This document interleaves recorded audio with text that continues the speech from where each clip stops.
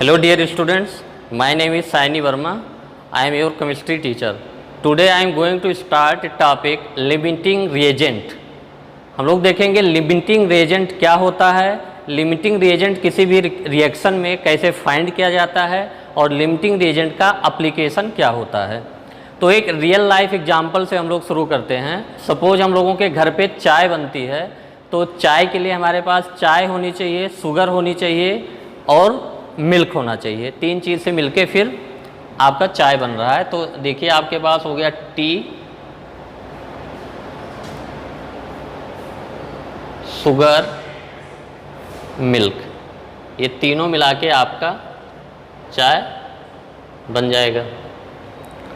अब सपोज आपके 5 दोस्त घर पे आ गए, आप मम्मी से उनके लिए चाय बनाने के लिए बोलने जा रहे हैं, लेकिन मम्मी बोलती हैं कि जो बेटा शुगर है वो शुगर 2 ही चम्मच है। शुगर कितना है? 2 स्पून।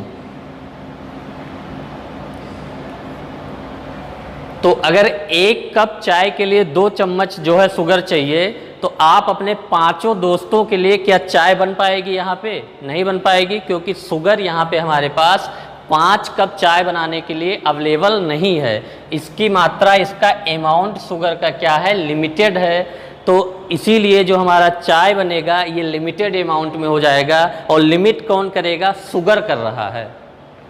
तो यहाँ पे शुगर हमारा हो गया लिमिटिंग रिएजेंट।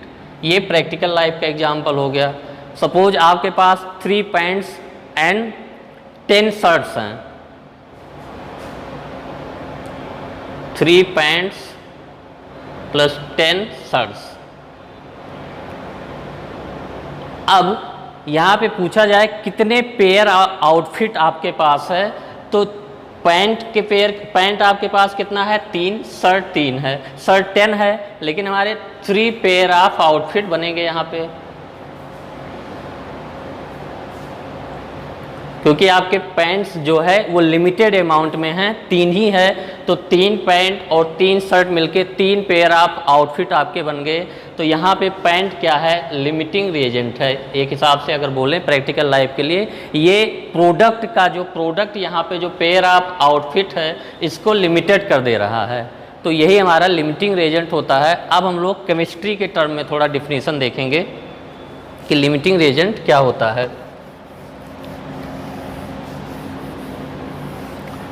तो केमिस्ट्री के टर्म में अगर बात करी जाए तो लिमिटिंग रिएजेंट वो रिएजेंट होता है जो रिएक्शन जैसे प्रोसीड होता है जो कंज्यूम हो जाए पहले।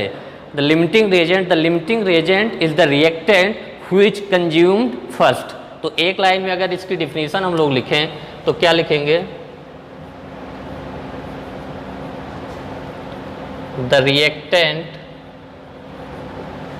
Reactant which consumed first and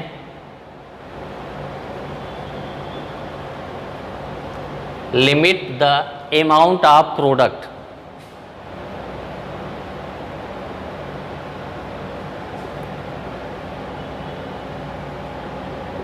is known as limiting reagent. तो सिंपल सी बात है, रिएक्शन जैसे जैसे प्रोसीड हो रहा है वो रिएक्टेंट जो पहले कंज्यूम हो गया वही लिमिटिंग रिएजेंट होगा, और वो लिमिटिंग रिएजेंट आपका प्रोडक्ट के अमाउंट को लिमिट कर देता है। यानी प्रोडक्ट हमारा जो फॉर्म होगा वो लिमिटिंग रिएजेंट के अकॉर्डिंग फॉर्म होता है। अब इसका हम लोग जो है कुछ रिएक्शन लेके एग्जाम्पल लेते हैं।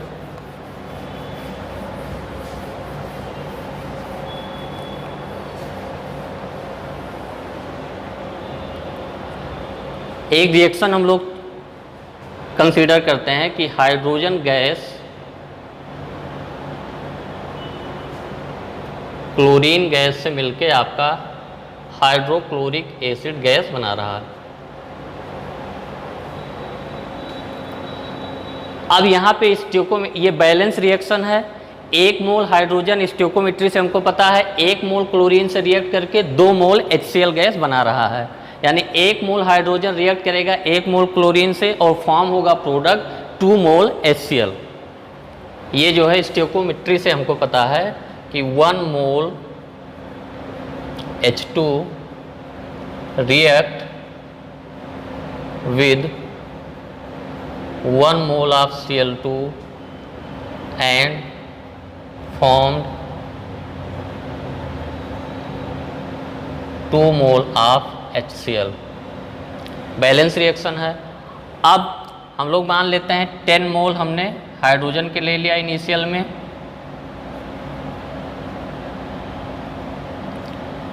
10 मोल क्लोरीन का ले लिया।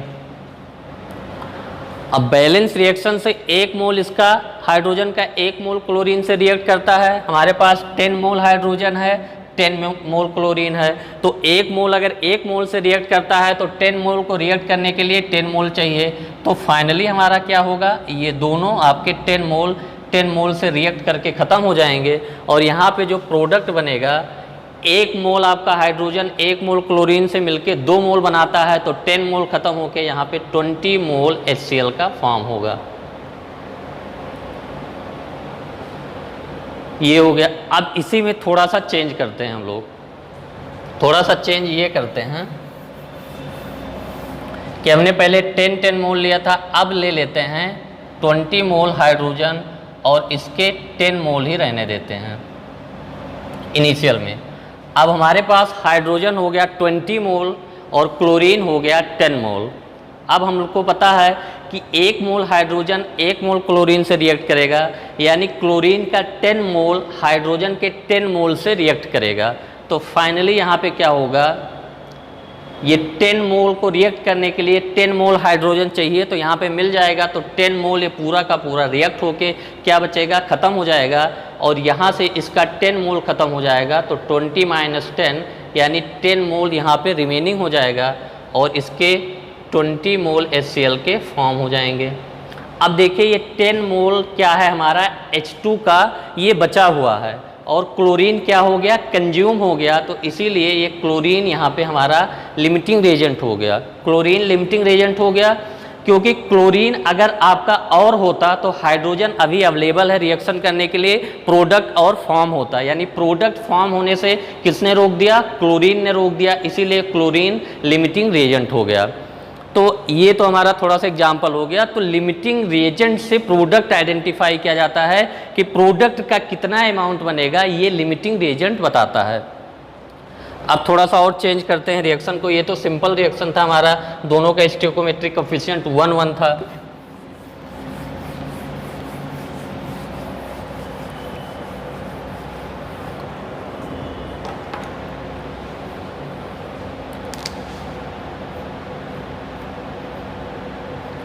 एक रिएक्शन हम लोग लेते हैं, नाइट्रोजन की जब हाइड्रोजन से रिएक्शन कराया जाता है तो आपका अमोनिया फॉर्म होता है NH3। अब यहाँ पे अगर हम लोग बैलेंस रिएक्शन करें तो N2 + 3H2 goes to 2NH3, यानी नाइट्रोजन का 1 मोल हाइड्रोजन के 3 मोल से रिएक्ट होके अमोनिया का 2 मोल फॉर्म हो रहा है। यहाँ पे हम लोग ये कह सकते हैं कि 1 mole of N2 react with 3 mole of H2 to form 2 mole of NH3। यानी बैलेंस रिएक्शन हमारा बता रहा है कि 1 मोल अगर आप नाइट्रोजन का लेंगे तो 3 मोल हाइड्रोजन से रिएक्ट करेगा, 2 मोल अमोनिया का बनाएगा। अब सपोज हम लोग यहाँ पे करते हैं इसके इनिशियली जो है हम लोग इसके 5 मोल ले लेते हैं और इसके 20 मोल ले लेते हैं। नाइट्रोजन के 5 मोल हो गए, हाइड्रोजन के 20 मोल हो गए। अब हमारा क्या होगा, फाइनली देखिए नाइट्रोजन के 1 मोल, नाइट्रोजन का 1 मोल हाइड्रोजन के 3 मोल से रिएक्ट कर रहा है, तो नाइट्रोजन के 5 मोल हाइड्रोजन के कितने मोल से, 15 मोल से रिएक्ट करेंगे। तो ये 5 मोल पूरा का पूरा ख़त्म हो जाएगा और इसके 5 मोल इसके 15 मोल से रिएक्ट कर रहे हैं, तो 15 मोल इसका ख़त्म हो जाएगा। तो बचेगा कितना, 5 मोल इसका रिमेनिंग हो जाएगा, ये बचा रह जाएगा। और इसके कितने प्रोडक्ट फॉर्म होंगे, जब इसका 1 मोल ख़त्म होता है तो इसके 2 मोल फॉर्म होते हैं, तो इसके 5 ख़त्म हो गए तो 10 मोल NH3 यहाँ पे फॉर्म होगा। अब देखिए नाइट्रोजन और हाइड्रोजन में हमने 5 मोल और 20 मोल लिया था, तो कंज्यूम पहले कौन हो गया? नाइट्रोजन। तो नाइट्रोजन कंज्यूम हो गया, तो नाइट्रोजन यहाँ पे हमारा लिमिटिंग रिएजेंट हो गया, जो ख़त्म हो गया। अभी देखिए हाइड्रोजन के 5 मोल यहाँ पे रिमेनिंग हैं। अगर आप नाइट्रोजन और डालें सिस्टम में तो ये रिएक्शन करके अभी अमोनिया और बना सकता था, लेकिन नाइट्रोजन क्या हो गया? लिमिटिंग रिएजेंट, इसीलिए इसने अमोनिया जो प्रोडक्ट फॉर्म हो रहा है उसको लिमिट कर दिया, रोक दिया। तो ये दूसरा एग्जाम्पल हो गया। अब हम लोग एक थोड़ा सा जनरल तरीका देखते हैं कि जैसे यहाँ पे तो हम लोग स्टोइकोमेट्री से लगाते हैं कि इसके 1 मोल इसके 3 मोल से रिएक्ट करेंगे, तो इसके 5 मोल इसके 15 मोल से रिएक्ट करेंगे, तो कितना किसका कौन सा लिमिटिंग रिएजेंट होगा। तो दूसरा तरीका हम लोग एक प्रॉपर मेथड देखते हैं, लिमिटिंग रिएजेंट को कैसे आइडेंटिफाई किया जाता है। यानी रिएजेंट के अमाउंट आपके दिए हों तो हम लोग क्या देखेंगे कि लिमिटिंग रिएजेंट उसमें से कौन होगा, ये आइडेंटिफाई करेंगे।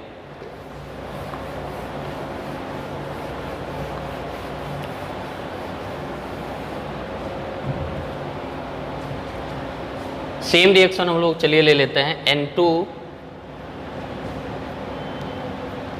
Plus 3H2 goes to 2NH3। अब यहाँ पे जो रिएक्टेंट नाइट्रोजन और हाइड्रोजन है, इसके कुछ भी अमाउंट आपका जो है मास दिया हो सकता है कि इसके इतने ग्राम इसके इतने ग्राम से रिएक्ट हो रहे हैं, तो फाइनली लेकिन हमको स्टोइकोमेट्री बताती है कि रिएक्टेंट के मोल्स में रिलेशन होता है कि इसका stoichiometric coefficient 1 mole combined with 3 मोल। तो यहाँ पे सबसे पहला काम हम लोग क्या करेंगे, नाइट्रोजन और हाइड्रोजन के नंबर ऑफ मोल्स जो है बना लेंगे कि कितने मोल्स गिवन हैं। तो यहाँ पे हम लोग मोल्स में ही एग्जाम्पल ले लेते हैं। मान लेते हैं इसके दिए हैं 15 मोल्स, यानी नाइट्रोजन आपके 15 मोल्स है और ये आपका मान लेते हैं 50 मोल है, यानी नाइट्रोजन 15 मोल्स है, हाइड्रोजन 50 मोल है। अब हमको पता करना है लिमिटिंग रिएजेंट क्या है। तो इसका सब सिंपल सा तरीका होता है, जो नंबर ऑफ मोल्स दिए हैं रिएक्टेंट के स्टोइकोमेट्रिक कोफिशिएंट से डिवाइड करते हैं। यहाँ पे स्टोइकोमेट्रिक कोफिशिएंट है 1, यहाँ पे स्टोइकोमेट्रिक कोफिशिएंट है 3, तो यहाँ पे मोल 50 है और ये 3 से डिवाइड करेंगे तो यहाँ पे आ गया ये 15/1 15 और ये आपका आएगा 16.6 आ गया। अब ये 15 आया और ये 16.6, जो वैल्यू कम है, जो वैल्यू लेस है, मोल्स अपान स्टोइकोमेट्रिक कोफिशिएंट की वैल्यू, जिसकी वैल्यू लेस है, ये 15 लेस है, तो यहाँ पे हमारा नाइट्रोजन लिमिटिंग रिएजेंट हो जाएगा। यानी रिएक्टेंट का जो अमाउंट दिया रहेगा उसको हम लोग मोल में कन्वर्ट करेंगे और बैलेंस केमिकल रिएक्शन से रिएक्टेंट के जो मोल को स्टोइकोमेट्रिक कोफिशिएंट से डिवाइड करेंगे और जिसकी वैल्यू सबसे लेस होगी वही हमारा लिमिटिंग रिएजेंट हो जाएगा। ये यहाँ से एकदम क्लियर हो रहा है। अब जो प्रोडक्ट फॉर्म होगा वो नाइट्रोजन डिसाइड करेगा। तो इसी बात को हम लोग एक जनरलाइज में लिख लेते हैं, जनरलाइज रिएक्शन में मान लेते हैं हम लोग small a mole capital A का स्मॉल b मोल कैपिटल B से रिएक्ट करके स्मॉल c मोल कैपिटल C का और स्मॉल d मोल कैपिटल D का बना रहा है। एक जनरल रिएक्शन, बैलेंस रिएक्शन हमने ले लिया और इनिशियली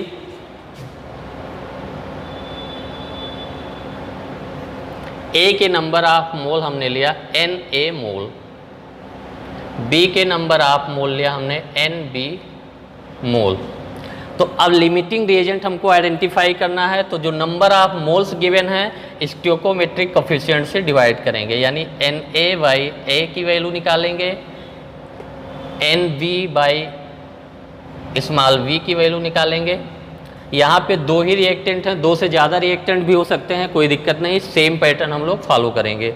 अब जिसकी वैल्यू लेस होगी, यानी यहाँ पे हम लोग देखें if Na/A is less than Nb/V, then A is limiting reagent. अगर Na/A की वैल्यू कम है Nb/B से, तो A हमारा लिमिटिंग रिएजेंट हो जाएगा। सिमिलरली इसका रिवर्स कर लेंगे कि अगर इफ़ Na/A यानी if NB/B is less than Na/A, then B is limiting reagent. अगर NB/B की वैल्यू लेस है तो B लिमिटिंग रिएजेंट हो जाएगा। अगर एक कंडीशन आ सकता है Na/A इक्वल टू NB/B हो जाएगा, तो कोई भी लिमिटिंग रिएजेंट नहीं होगा, जितने अमाउंट दोनों के पूरे कंज्यूम हो जाएंगे। तो ये हमारा लिमिटिंग रिएजेंट किसी भी रिएक्टेंट का जो आपका दिया है, तो सबसे पहले अगर आपका मास दिया है तो रिएक्टेंट के नंबर आप मोल्स निकाल लेंगे और मोल्स को बैलेंस केमिकल रिएक्शन के स्टोइकोमेट्रिक कोफिशिएंट से डिवाइड करेंगे, जिसकी वैल्यू लेस आएगी वही लिमिटिंग रिएजेंट हो जाएगा। अब एक दो इसमें हम लोग जो है एग्जाम्पल करते हैं कि लिमिटिंग रिएजेंट आइडेंटिफाई करेंगे और उसके हिसाब से प्रोडक्ट फॉर्म करेंगे।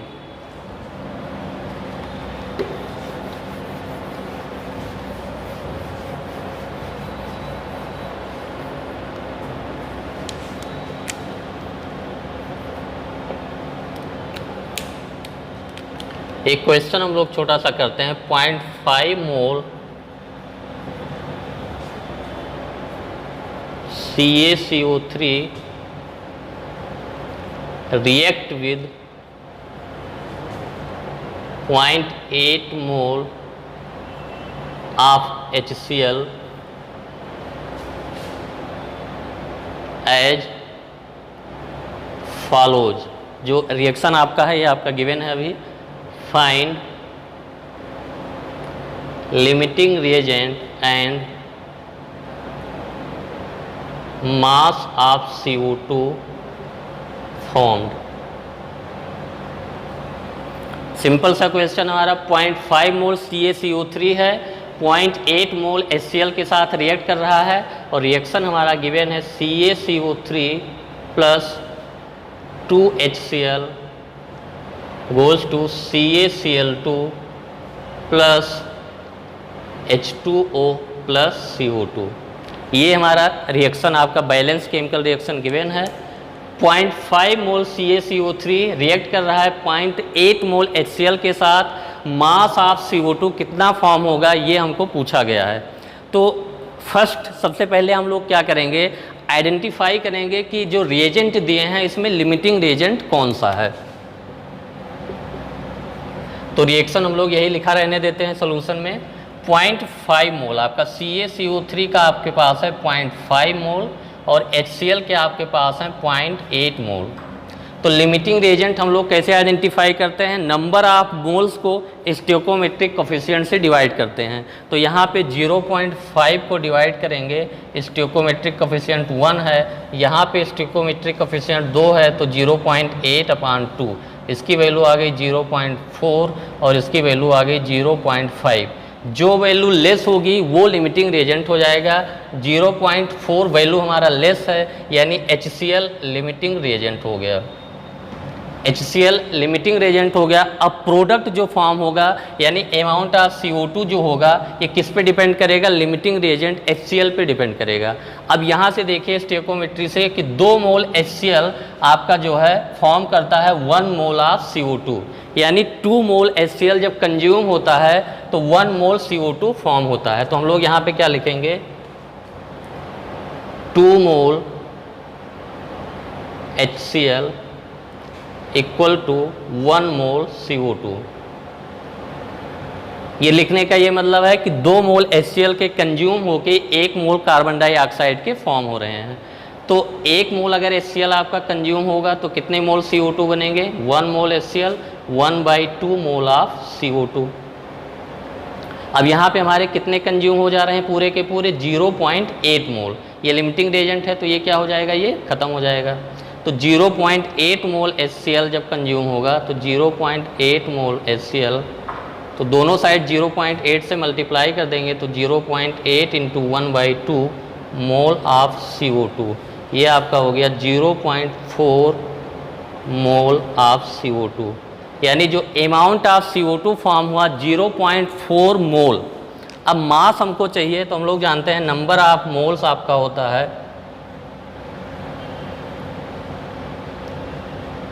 Mass upon molar mass. तो यहाँ पे CO2 है, तो CO2 का जो मास हो जाएगा, mass of CO2 equal two moles of CO2 into molar mass of CO2। Moles of CO2 कितने फॉर्म हुए हैं, 0.4, और इसका मोलर मास होता है 44, ये इतना ग्राम हो जाएगा।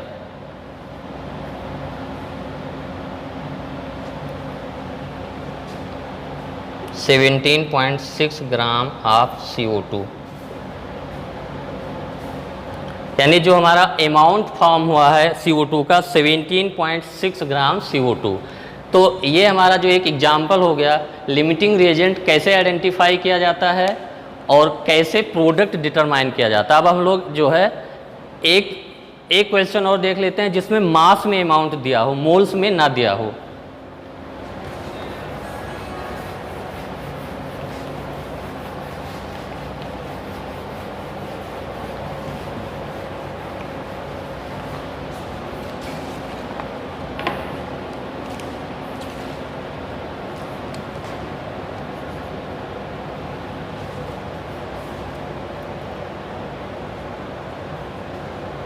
(50 kilogram of N2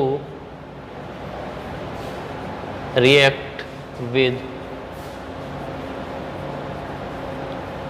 10 kilogram of H2, यानी 50 kg N2 रिएक्ट कर रहा है आपका 10 kg H2 से। तो आपको यहाँ पे फाइंड करना लिमिटिंग रिएजेंट क्या है और amount of NH3 produced. Find limiting reagent and